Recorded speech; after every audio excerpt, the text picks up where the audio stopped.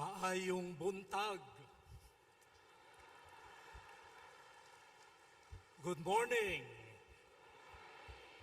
Buenos dias. Bonjour.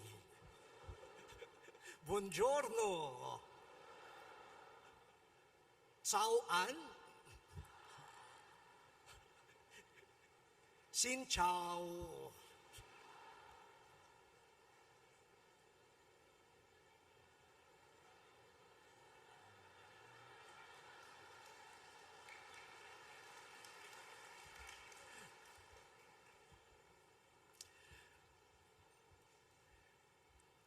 We are indeed blessed to have this day of reflection on the memorial of Saint Thomas Aquinas, not only a holy scholar, but a lover of the Eucharist. To him, to his prayer and intercession, we entrust today's reflections. Every International Eucharistic Congress is special. It is an extraordinary event of grace.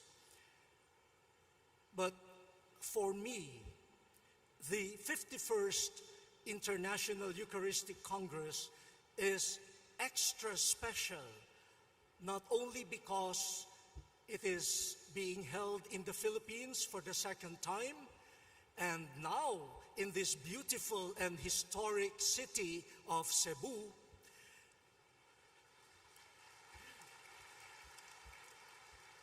but also because it is the third consecutive International Eucharistic Congress where I speak as a catechist.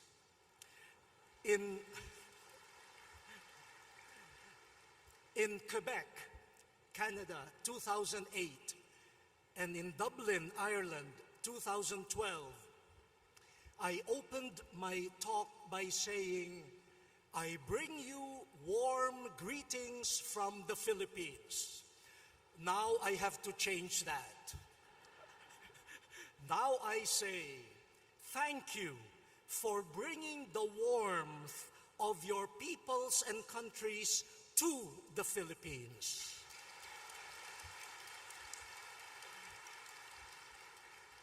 Cebu has become a much warmer place because of our Eucharistic fervor. This is climate change at its best. The climate of unity of peoples of different nations, tongues, cultures, becoming one body in Jesus Christ. What warmth, what joy, what love. And this is the topic of my catechesis this morning, the Eucharist and the dialogue with cultures. My talk will have two parts. In the first part, I will reflect on culture and dialogue. And in the second part, I will attempt to bring the Eucharist in the center of such a dialogue. The first part. The basic text for the preparation of this Congress, which I know all of you have read, true? The basic text contains a whole section on mission as dialogue with peoples and cultures. And that section ends by saying, the Eucharist will mean much for most Asians because it expresses many of the cultural values that they treasure very dearly.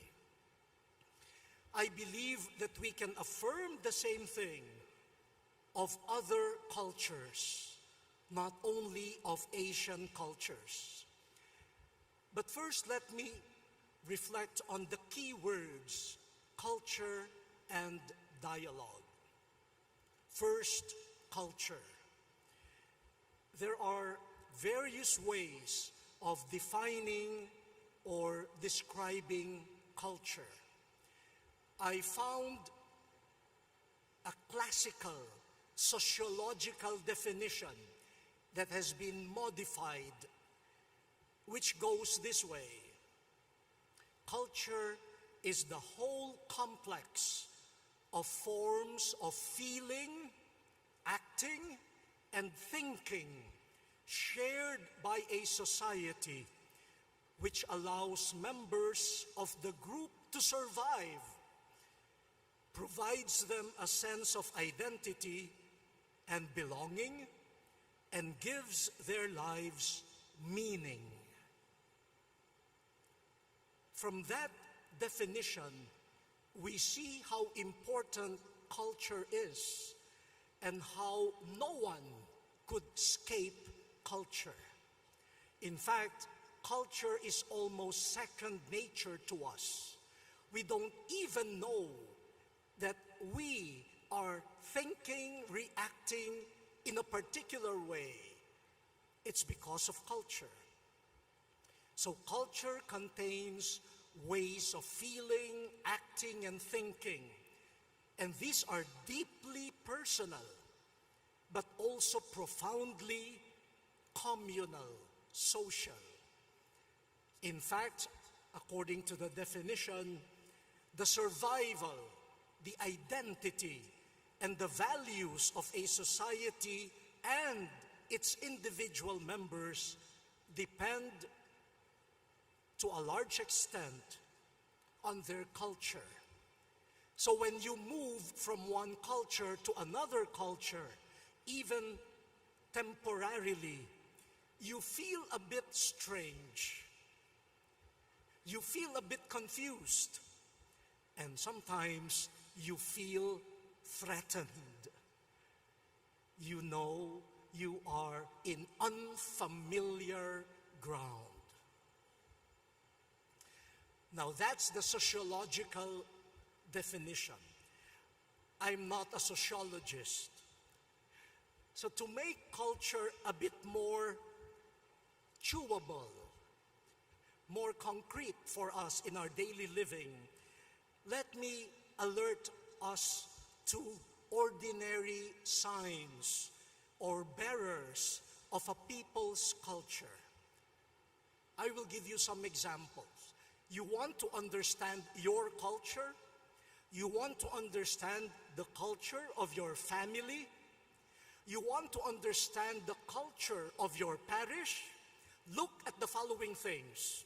First, the use and the arrangement of space. If your parish has a big space for parking, but no room for pastoral formation, what does that say about the culture of your parish? Look at our gathering here. How do we arrange the space?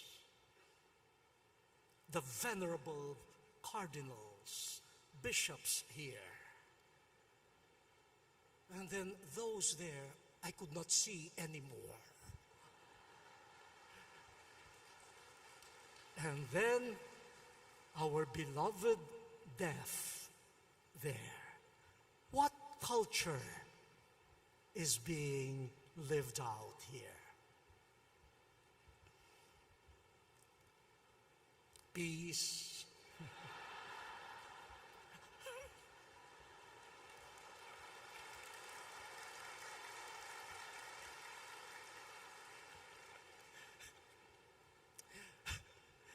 Look at your churches.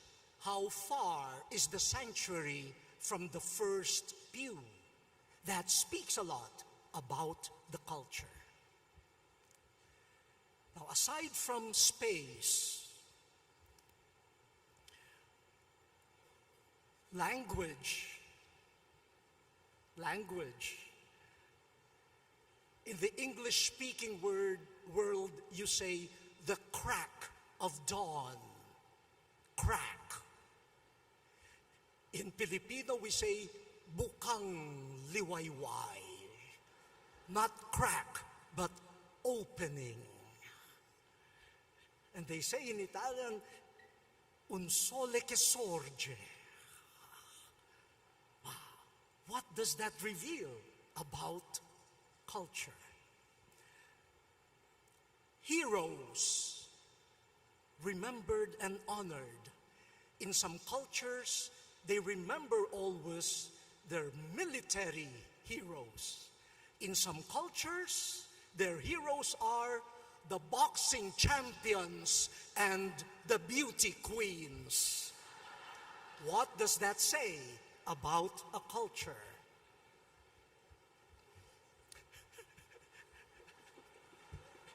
Peace.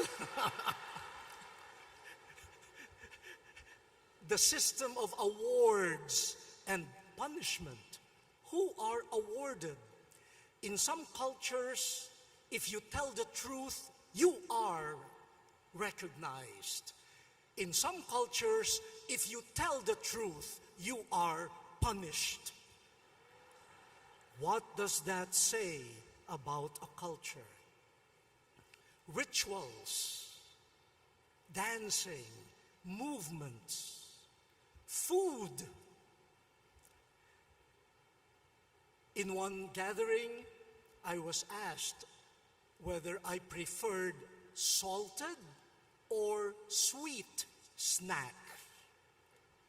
In other places, you have sweet and sour. It's not either or, it is and. In Asia, you have chopsticks Asia. You also have curry Asia. You also have banana leaf Asia. You see the culture based on food and also the sense of time.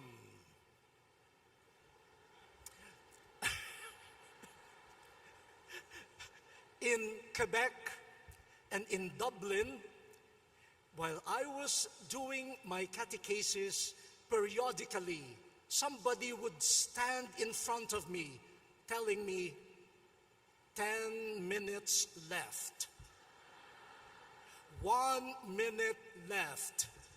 And then the next time, we will turn off the microphone. Here, I don't think anyone would come in front of me. Nobody would dare.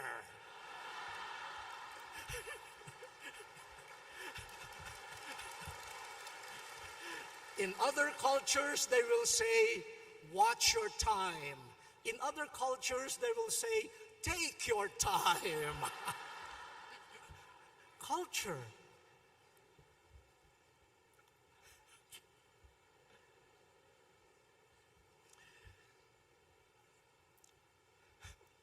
And many others.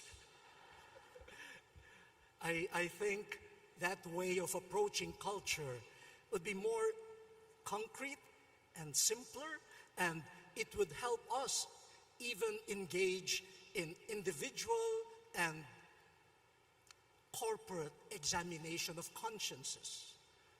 I see many of my brother priests here. Look at your room.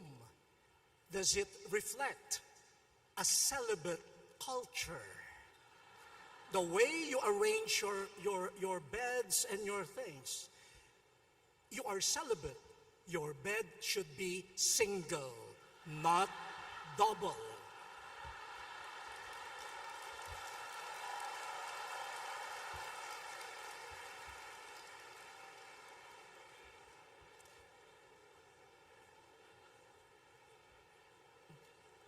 Jesus dealt with his own culture, but he offered a new way of living, thinking, of acting and speaking. How did he use and arrange space? Let the children come to me.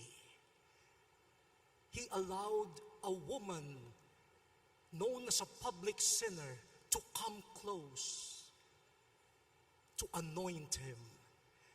And he touched a person with leprosy, a new use of space emerging from Jesus. His heroes, the centurion, the Syrophoenician woman, lowly fishermen, his rituals, his meals. Oh, Jesus ate a lot. He was always in meals. But during those meals, he ate with those people that would never be invited to meals. Time. It is my Father who will determine my hour. Jesus is reshaping culture. In our contemporary time, there are many shapers of culture. The most obvious is the economic system. What is a good life? What is a comfortable life? Parents, when your child tells you, I want to pursue a degree in music, most likely, some parents will say, oh, you will not become rich as a musician. Enter into something else. Even the value system, what I will study, is dictated upon by the economic system, belonging to a group, exclusive clubs, gated subdivisions. Science, technology, social communications have been great movers and creators of cultures these past decades. When I was much younger, very few people had a camera. And you had to buy films, 6 exposure, 12 exposures, so you chose the shot carefully. Now everyone has a camera embedded in the mobile phone. So everyone now is a photographer. And so when they say, may we have a photo with you, chances are, if there are 5 people, there would be 10 shots. Each one with his or her own camera, and each one saying, one more, one more, one more.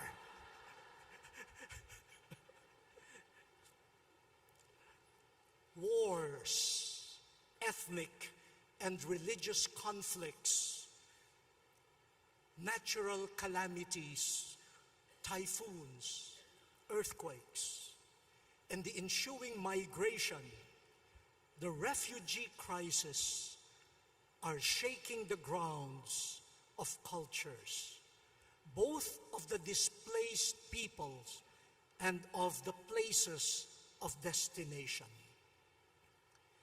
Even as we speak right now, there is brewing tension between the preservation of cultural identity and the welcome that we should afford people coming from other cultures. Many conflicts that harm our world today involve disconnectedness of cultures and even clashes of cultures. That is why dialogue is indispensable. And that leads me to dialogue. Are you still awake? Okay. Now, dialogue, a big term especially for the churches in Asia. But how can we approach dialogue more simply and in the context of cultures, the way we have described cultures? Let us learn from the business world. Let us dialogue with the world of business.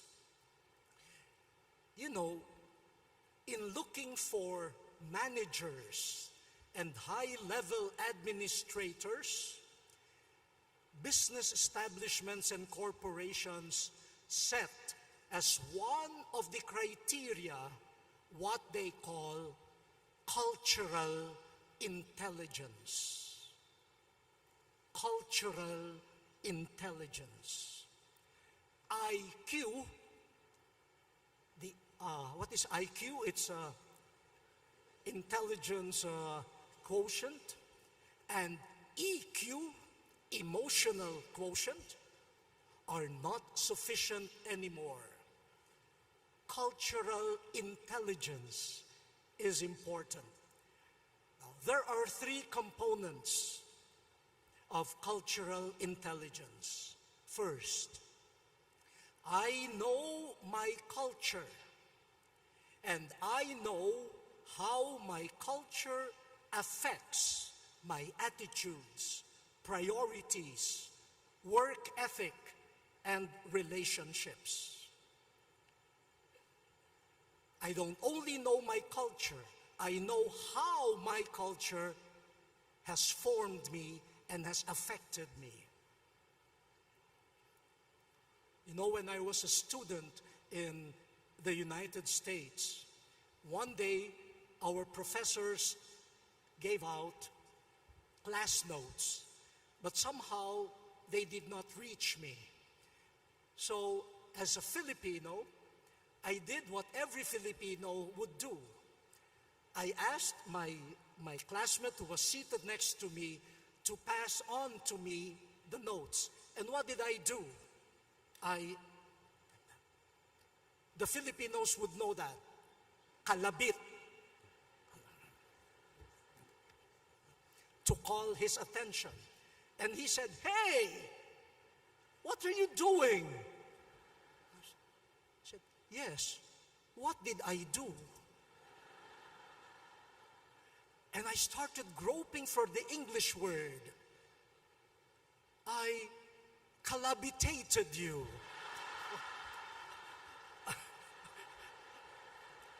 I calabitized you. And I could not find a word in English. Maybe that action was not part of their culture. So from that time on, I was always in this position.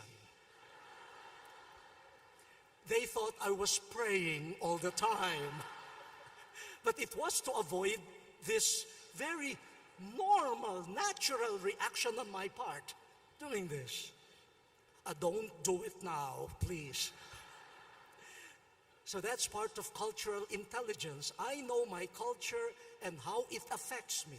Secondly, I study and try to know from within the cultures of other people. So I begin to understand why they behave as they do. Understanding.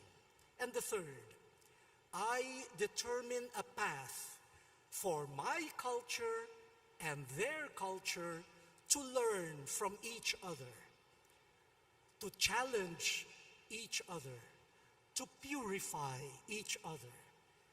Hopefully the result is the affirmation of the beauty of each culture, the diversity of cultures, but now walking together towards the common good.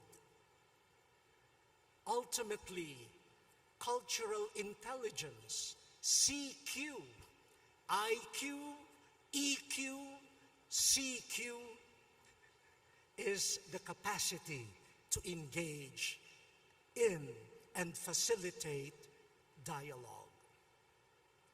The church needs cultural intelligence. If it wants to dialogue with traditional and emerging cultures, we need that.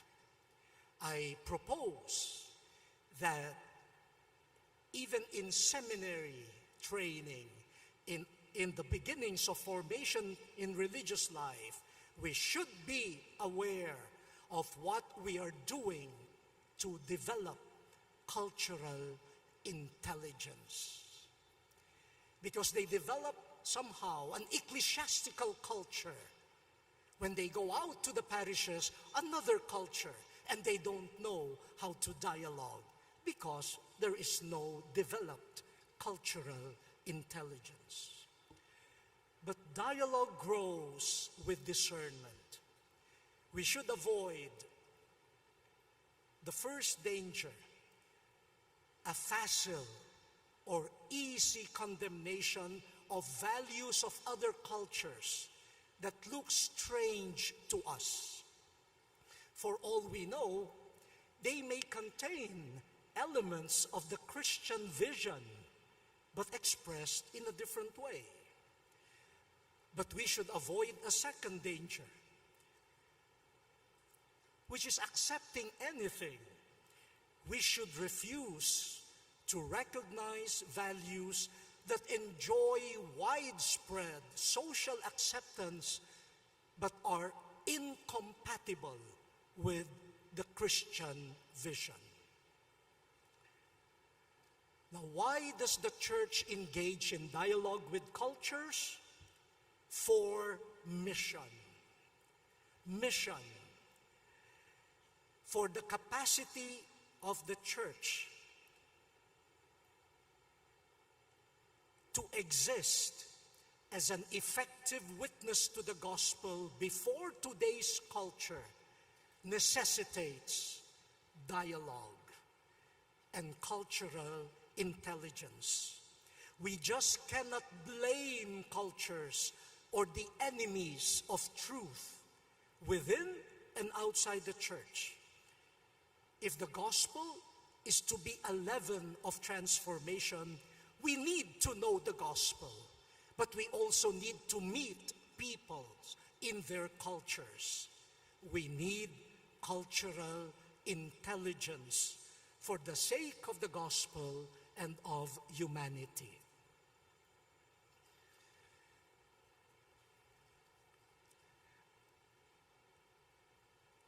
Are we still together? Yes. So culture and dialogue. As a bridge to the second part, let me test the theme of our Eucharistic Congress. Christ in you, hope of glory. How do the other cultures outside of the Christian culture, how do they understand the theme of this Congress? Christ in you, the hope of glory. Of course, for us, we are affirming the presence of Jesus, Christ in us, especially in the Eucharist. Vatican II, in the Constitution on the liturgy, tells us that Jesus is present to the church in the person of the minister, in the Eucharistic species, most especially the real presence, in the Word, in the praying community. Jesus is present. But how do you talk about presence, real presence, in a world shaped by virtual reality? Where is the real Chito Tagle? There or here? Some of you prefer to look there. it seems that virtual presence is easier on the eyes than this one. Now, where is the real?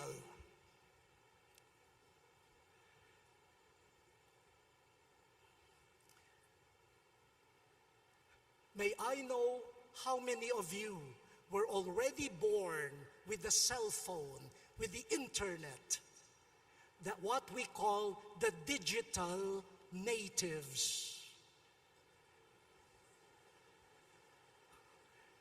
I think most of us here are digital migrants. Yeah, we are moving into this culture.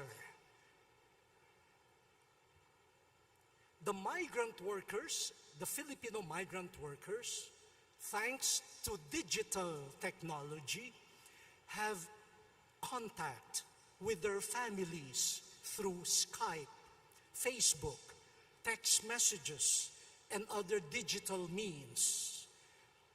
Here in the Philippines, and I know elsewhere, many mass protest movements have been organized through social media.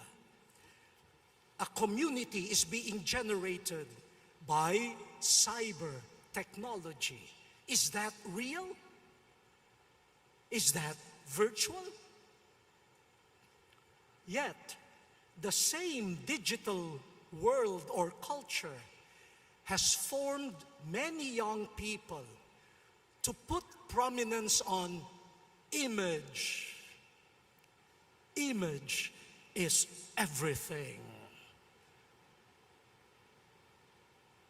So I should look good on Facebook. So what is the better angle? This or that? What is real?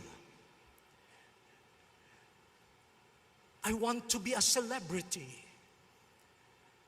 Even fundamentalist, violent tendencies and the recruitment to join these terrorist groups are happening on social media. Is that virtual? Is that real?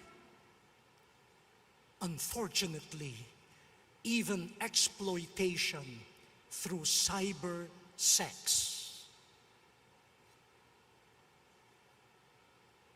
That's one culture that we have to contend with. The culture of the virtual, digital world. I would be very interested in a workshop on the real presence in a digital, virtual world. When you talk to young people about real presence, what enters their mind? The adoration chapel, the monstrance, the consecration, or a Facebook page? I was having a photo with someone who had said, "Cardinal, may we have a photo?" I said, "Sure." Then she said to me, "I am your friend." And I looked at her, I said, "I don't know her." Then she said, "A friend on Facebook." I said, oh, okay. Is that a real friend?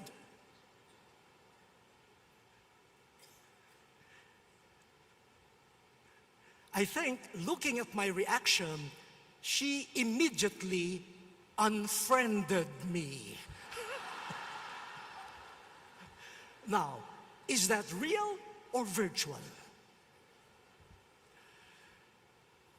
But I have learned from experts in the digital culture that the term real for them means authenticity, integrity, credibility. When we dialogue with the culture of the virtual, they will look for authentic and the credible presence of Jesus in the minister, in our words, in our Christian community. We assert the real presence of Jesus.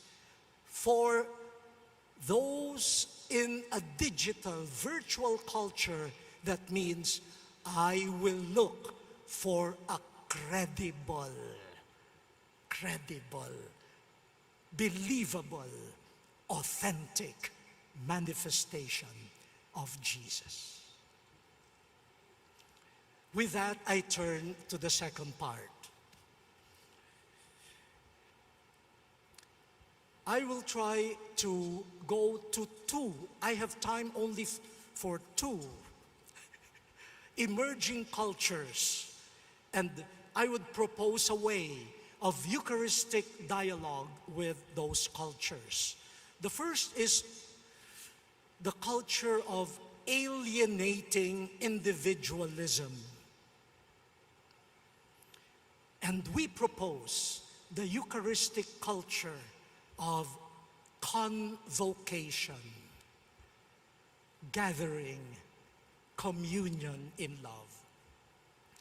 One of the great gifts of our time is the value placed on the individual human person. The appreciation of the person is good and necessary for society. This is what sociologists, psychologists call individualization, and that is important.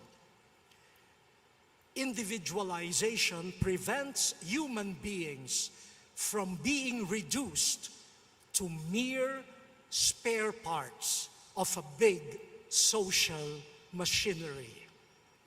Unfortunately, this healthy process of individualization has been pushed to an extreme called individualism,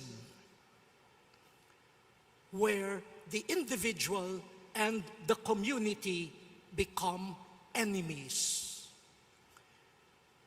The individualistic culture takes the laissez-faire attitude that the individual reigns supreme and individuals can look after themselves. Look at the many books, self-help books. You can repair this by yourself. You can do this by yourself. Self-help. I don't need you. I can do it by myself. I don't know whether the culture of selfie. I don't need the photographer. I can do it by myself. Why am I raising my voice? But we have to be critical. We have to be critical about all of these things. In the culture of alienating individualism, the individual alone must achieve something in society. This culture protects individual rights, but does not sufficiently stress duties to other persons and to society. Individualism is fueled in the economic sphere by competitiveness rather than cooperation. And the educational system reinforces this with beautiful words: creativity, initiative, personalization. We need to be careful. What do we mean by those words? Now, the culture of individualism has social forms, for societies can also be individualistic. For example, ethnocentrism, nationalistic xenophobia, religious intolerance. It stigmatizes persons, discriminates against them, and sees strangers in a distorted recognition. The culture of individualism sets up barriers and relegates the unwanted to ghettos. The culture of individualism engages in scapegoating, blaming the ills of society on the stranger, the alien, the migrant, the refugee, the poor, the minority. The irony of it all is that this culture of individualism that wants to protect the individual is one of the causes of the disappearance of the individual. An individualist loses friends and neighbors, eventually becoming a nobody. An individualist inhabits a world that is so narrow that it does not have room for anyone, including himself or herself. Human persons are fulfilled both individually and socially, and at the same time. But we should also be critical of cultures that disregard legitimate individuality in the name of false communitarianism. I'm oversimplifying the description of the culture of individualism, but I leave it to your reflection. Let me turn to the Eucharist.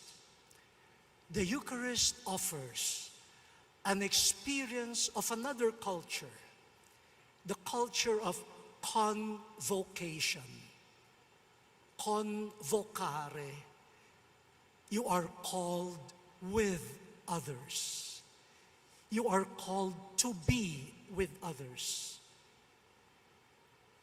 And you are called to be with others in a meal that the Lord hosts.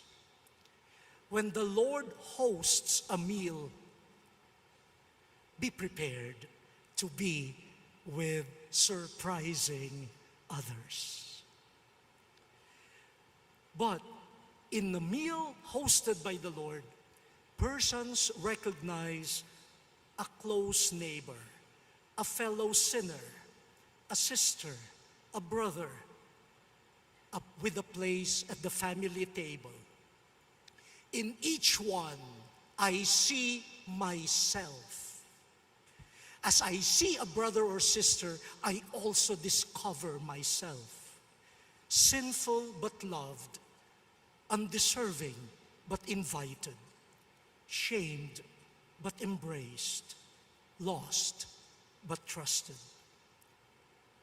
That was how Jesus hosted and participated in meals, by calling together the most unimaginable combination of people to a community to become His family, His body, because He has convoked them.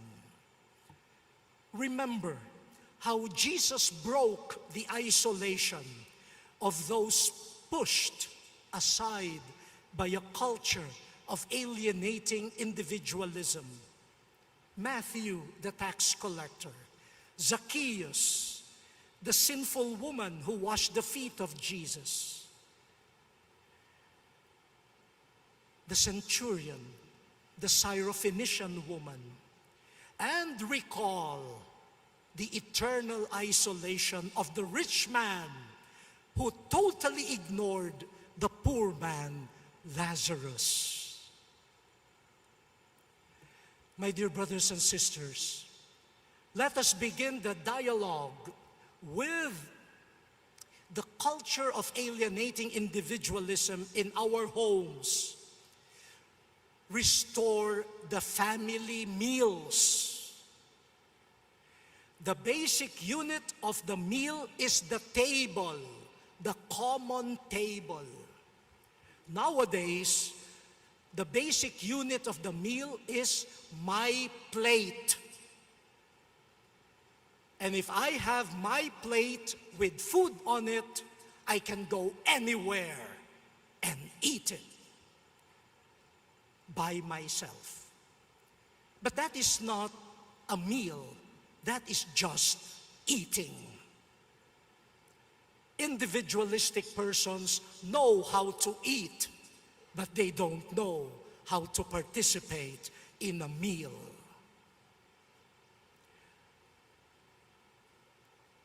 May I ask ourselves here, are our sacraments and pastoral services accessible to the poor?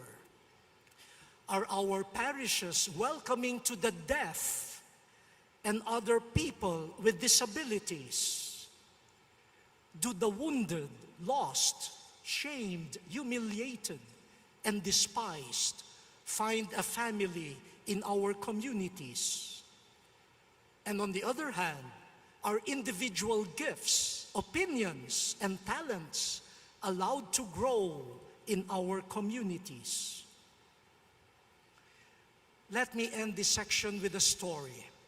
When I was a parish priest in the 1990s, I invited some of the youth, the sick, the poor, the women, the people with disabilities, and the unknowns to come up to the altar so that their feet could be washed at the commemoration of the Lord's Supper on Holy Thursday. And by the way, last January 6, Pope Francis issued this directive that from now on, in the washing of the feet, the people of God must be represented.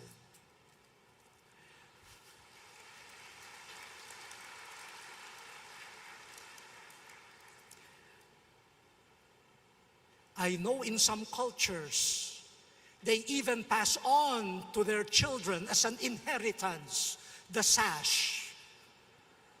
Andrew, Judas. That particular Holy Thursday, we invited a poor girl who regularly sold flowers and candles at the church grounds to be one of the 12. This girl had polio. She had to walk on crutches. Many people must have bought from her candles, flowers, without seeing her, without knowing her. But that evening, to commemorate the supper of the Lord, she processed to the altar, bearing the pains and sufferings of the poor and the lame.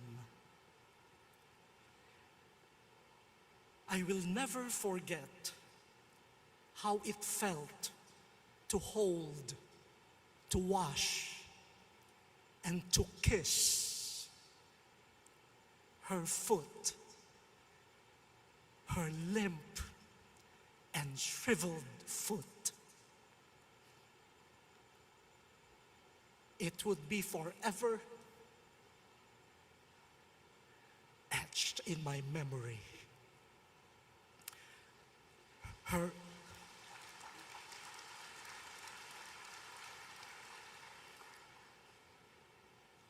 And I understood what Jesus meant when Peter refused to be washed. Washing the shriveled foot of this girl, I felt she has become part of me, and I have become part of her. And her broken body has found its proper place within this family called the body of Christ.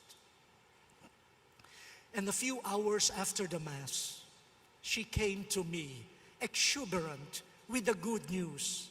Father, people flocked to me after the Mass, and they bought my flowers and candles. Then she asked me, will you wash my feet again next year?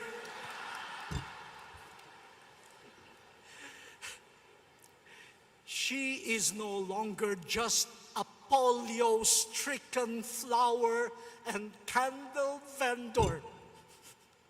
She has entered the community. The wall of alienation has been torn down at the supper of the Lord.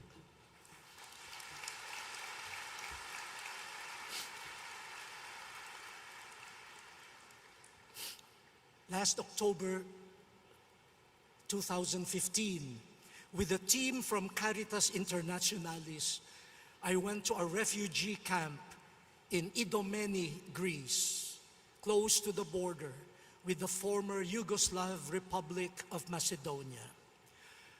The thousands of tired, hungry, weary, dirty, confused, and anxious refugees from Syria, Afghanistan, Iraq, and we remember them, and the many, many other refugees from Asia and different parts of the world. They were longing not only for food, drink, shelter, and safety, but for hospitality and welcome. And in the midst of the tensions and commotion, I noticed an energetic lady, the vice mayor of Idomeni, who was managing the distribution of food. We were following her directions. During a pause, I asked her whether it was her job as vice mayor to manage the distribution of food. She said, "No, this is my volunteer work." Quite amused, I asked her, "Why do you need to volunteer? You already are a busy woman as vice mayor of the town." Her answer, brothers and sisters, my ancestors were also refugees. I have refugee DNA in my body. I will never forsake them. They are my brothers and sisters.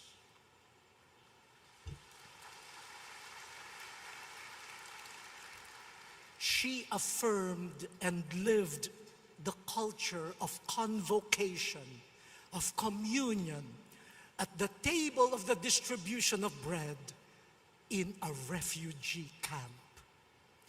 The isolation of the discarded in a broken world have found a family even for a fleeting moment.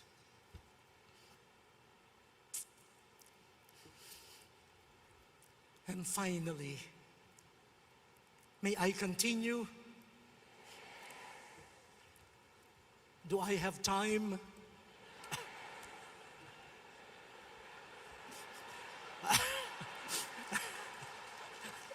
No,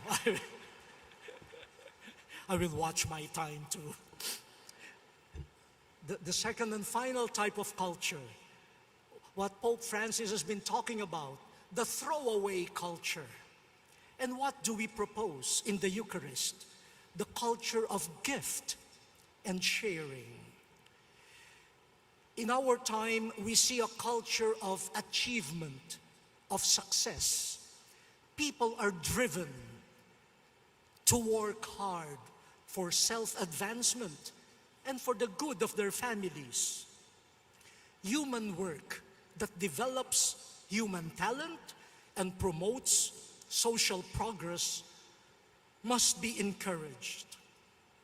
The sad reality, however, is that human achievement is often fueled by materialism. The accumulation, the consumption of goods, even when they are not needed, becomes a badge of dignity. Competitiveness, inequality, and affliction emanate from this culture. Buying for the sake of having leads to throwing away. And we throw away goods that the poor should benefit from, but could not afford to buy. But is it not ironic that the culture of accumulation is also the culture of throwing away? Who has something to throw away? Only those who have accumulated. And they have accumulated what they do not need.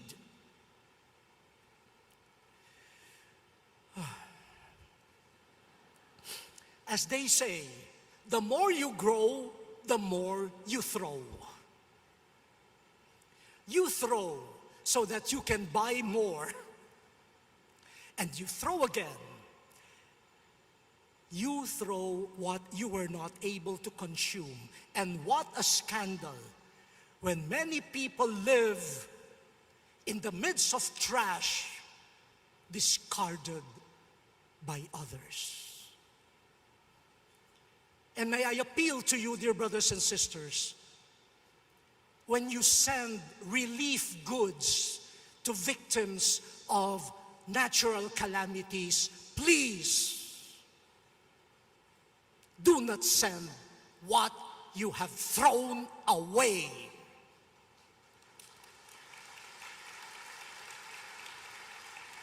You are just decluttering your closet.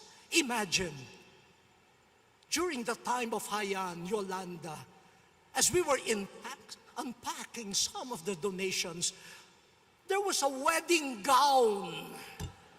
Who would use a wedding gown? They were just throwing away unused clothing to the poor. In a culture of achievement for profit, a good life and success, we lose the sense of having been graced, having been gifted, having been blessed. Everything is my achievement. And because I have achieved this, I can dispose of it as I will. But you do not dispose and throw away a gift. If we are simple, if we live by restraint, we could go against the throwaway culture. But let us begin now. Husbands who are here, are you tempted to throw away your wife like a home appliance? She is a gift. Don't throw her away. Wives, are you about to throw away your husbands like junk? Think twice. Your husband is a gift. Parents, do you see in your son or daughter that gives you some difficulties a thing to be thrown away? Or do you see in him or her a gift of God? Mothers, do you consider the baby in your womb a burden or a problem to be thrown away, or a gift of life?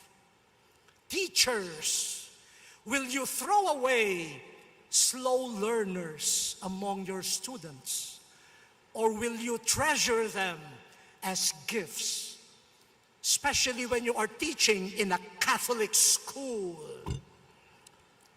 Politicians, will you throw away people's taxes for your parties and shopping, or guard them as gifts for social service?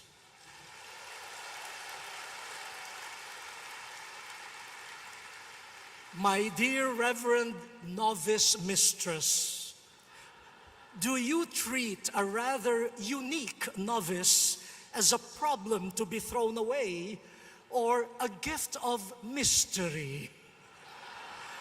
How do you solve a problem like Maria? Bishops, do you see our rather independent-minded priests worthy of being thrown away or as gifts providing collaboration? Priests, religious, and lay people, do you want to throw us, bishops, away too? Believe it or not, even bishops could be gifts.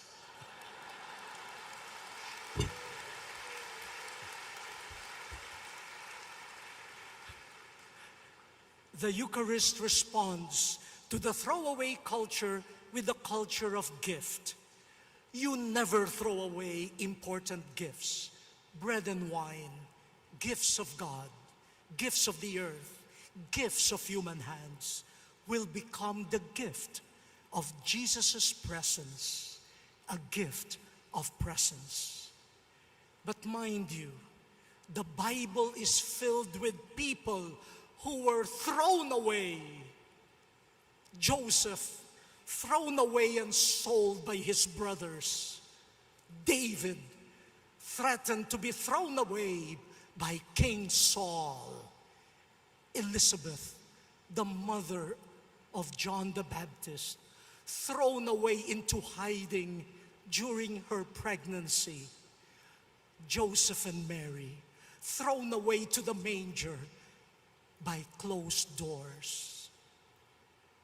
Jesus, thrown away by the jealousy and fear of power-hungry politicians, thrown away by self-righteous religious leaders, and finally thrown away by the betrayal and denial of friends. All of them were thrown away by an unfriendly world, but God took them in His gentle hands and gives them to us as His gifts.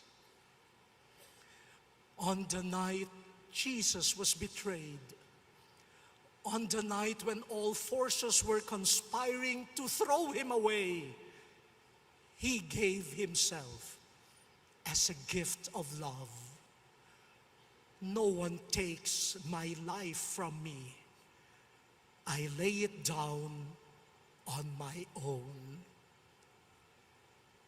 Beware, beware. What you throw away will return as God's gift to us.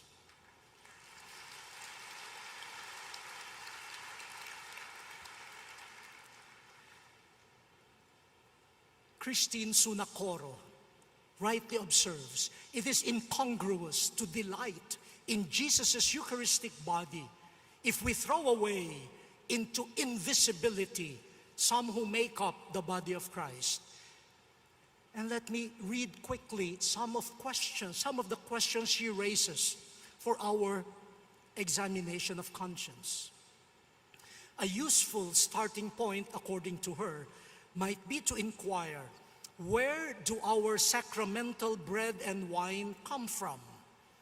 Has the flour been produced by migrant or even slave labor?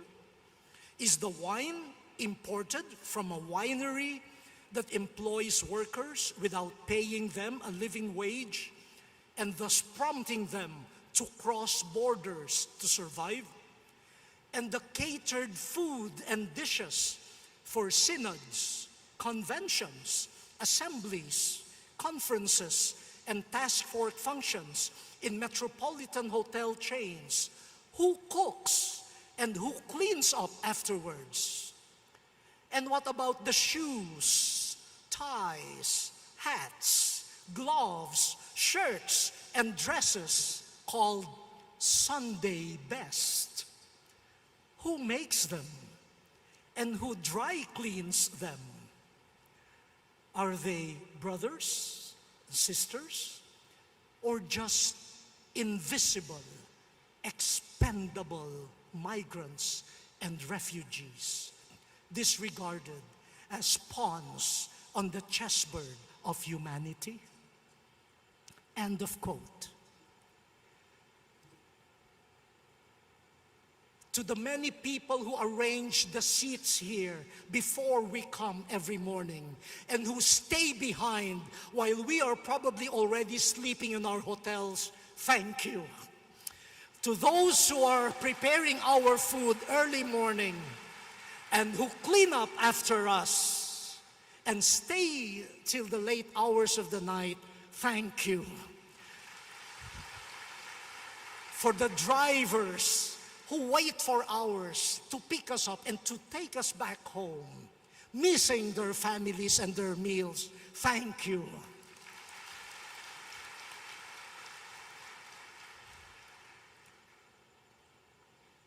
You make this Eucharistic Congress truly a culture of Eucharistic love.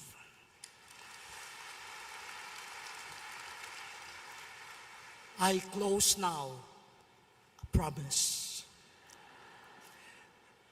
Let me close by returning to the refugee camp in Idomeni. Before leaving the camp, I went back to the Caritas desk to thank the volunteers. But then I saw a new set of volunteers, a very small group, a young couple with a baby, a family. I asked them where they came from. They said, "We are from Australia, but we were born in the Philippines." So I excitedly declared, "Hey, I'm also Filipino." And the woman said, "Yes, you look familiar. I see your photograph everywhere." I said, yes. And then I asked them, "What are you doing here?"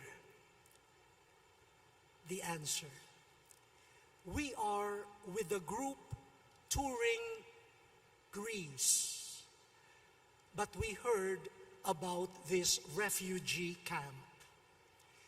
We decided to cut short our tour, leave the group, and serve the refugees even for a day."